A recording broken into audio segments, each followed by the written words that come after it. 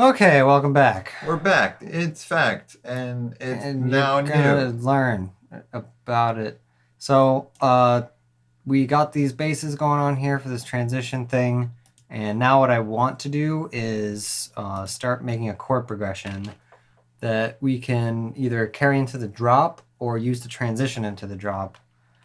So let's just hop right in, start write some chords. Let's take a listen though.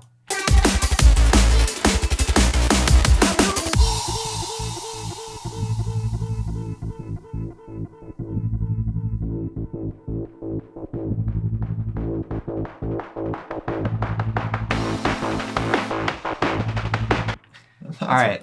So we got done so far. I mean, I basically just have just a basic A minor chord right here. The drums. So let's make some things. So I want this to come in filtered. I already have like an automation drawn in of how I think I want it to filter up.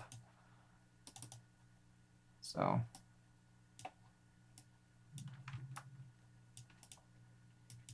damn drums.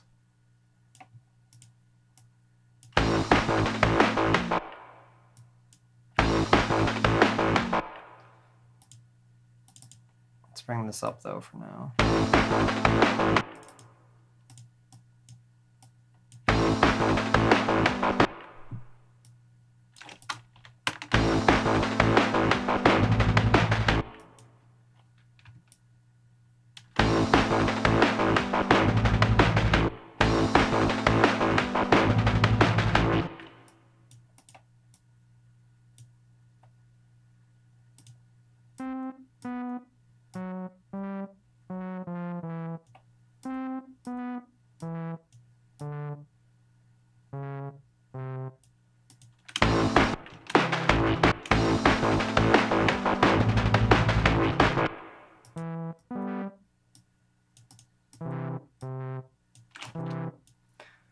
Okay, that chord sounds pretty good, but let me just get some bass notes in here.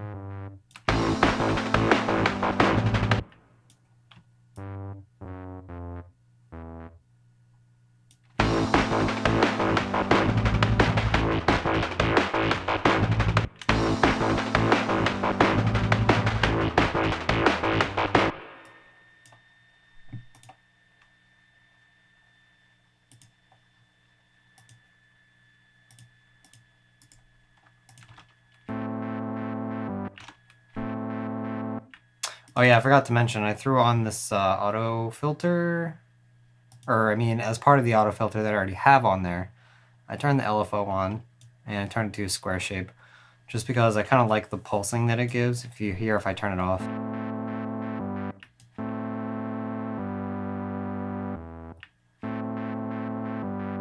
So just makes it a little bit more lively, I think. Anyway, let's try this same chord again.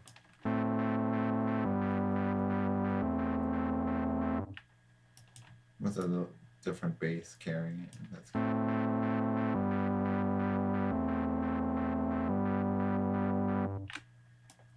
Yeah, a lot of time I forget to like try and do the same chord that I've already done in a progression, but just change one note, which can have a really cool effect. I always feel like I try to change every chord and make every chord completely different, but it's also like one of the things that a lot of people don't understand that the bass's role can do is it can change the root, which makes it feel like a new.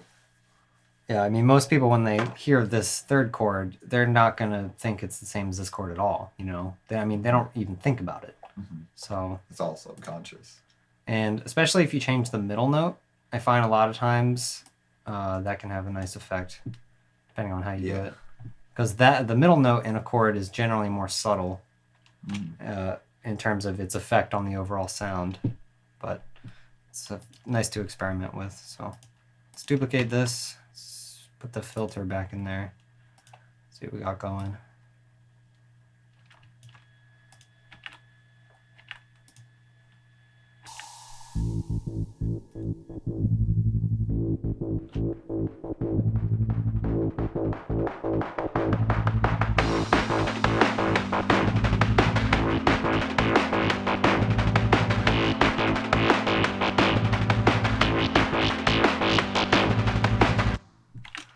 All right, that's sounding pretty good to me. Duplicate that out a little more. Let's duplicate these again. Whoops.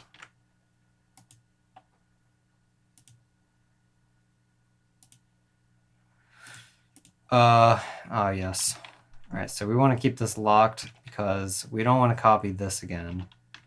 We do want to copy this. So just duplicate that. And also the auto filter as well.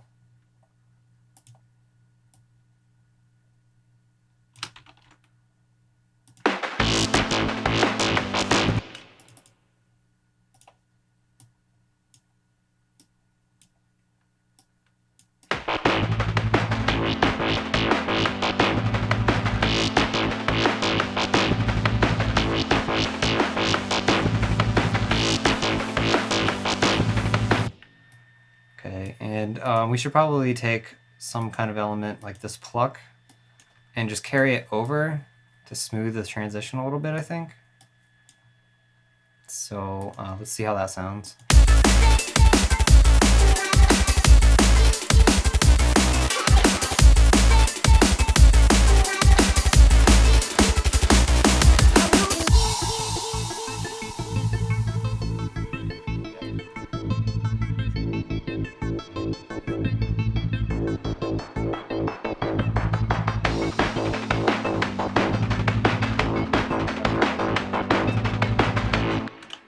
So that's good.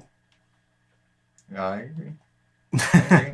I was just saying while we were listening to it that I was like really carries it through and makes it, glues the two parts. Together. Yeah, that's the words that I was looking for.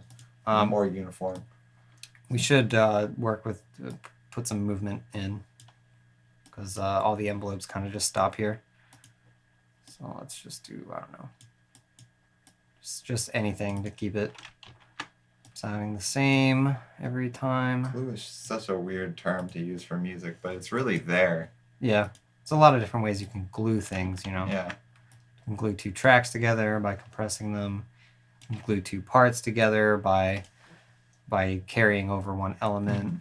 Because otherwise it's not entirely two separate devices or ideas, but they just feel a little bit different and they don't really fit together exactly. Yeah. So. Yeah. Well, I mean, we haven't exactly established a unique identifier for the song yet because it's just a bass doing one note. So it's more about making this part feel like it fits with this than the other way around. Because this part is going to make the song sound more like its own sort of concept. Right. So, all right, so let's see how this sounds now.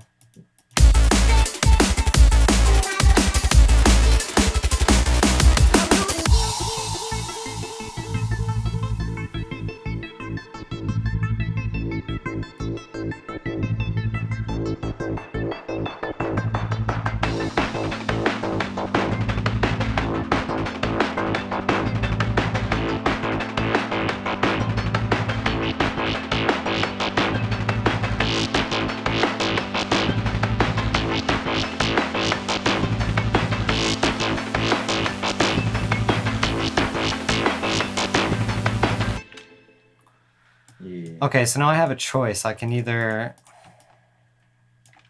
drop stuff out here.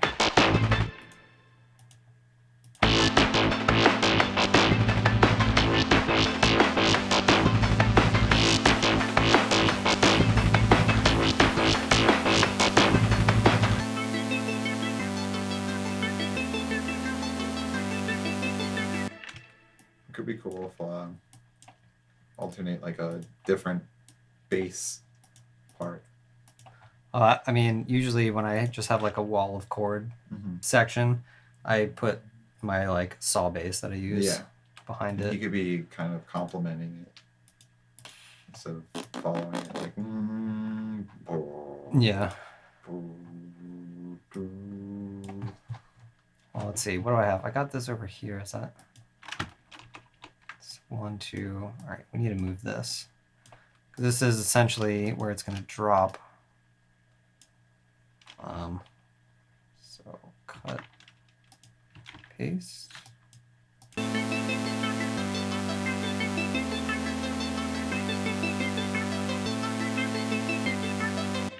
I probably would want it to be twice as long. So cut that, paste it here. And just to, I guess, get a feel for what that would be like, I'm going to just copy this all over, and then I'm just going to play this out and just kind of get a basic idea of maybe how that'll fit into the drop.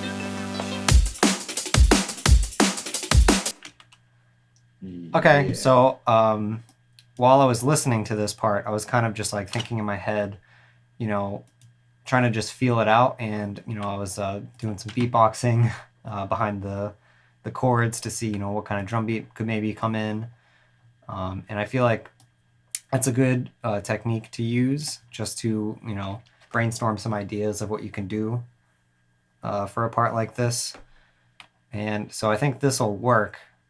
I'm going to try and add more notes to the chord as it goes on to make it more epic sounding. And I think I might bring in a lead here, and then I'll probably drop the drums back in right here and build it up and then drop it. And we'll see how that sounds. You know, worst case scenario, you just delete it and try the other approach. So I think that's one thing you gotta, I believe we might have even said it in an earlier video, just fucking do it. And, you know, if it's working, then it's working. But if it's, you know, you don't feel it, just fucking delete it and don't get stuck. Yeah. And never be afraid to delete a part, even if you just spent an hour doing it. If it doesn't work, it's not going to work. And you know, trying to force it, it's just going to make your song worse. Who knows? Maybe you could put it, if you're that heartbroken about, oh, I spent so much fucking time on it and it's not working and I really, I don't know. Well, then just like put it aside and maybe you can save it for something else and maybe get inspired later on in life. But if it's not working for the song, fucking get rid of it. Yeah. That's another thing is if you have like a cool idea, but it's only a cool idea on its own and it just doesn't fit with the song. I've done that a few times where I just save that idea and then that becomes a whole new song. Yeah. You know? It can happen. So, and then you got more content and then you don't have to feel shitty. Yeah, then your time wasn't wasted. But never, I mean, that's the wrong way to even say it. Never feel like your time is wasted because sometimes you just have to make something that sounds bad or it doesn't work and then you just have to try something else. So it's anyway, good practice. It's all good practice. That'll be my pep talk for the day. And on the next episode, we'll flesh this part out and drop it in and see if it works. And if not, then we'll revisit the whole concept of, you know, deleting it and starting over. So we'll see. See you on the next episode. See ya.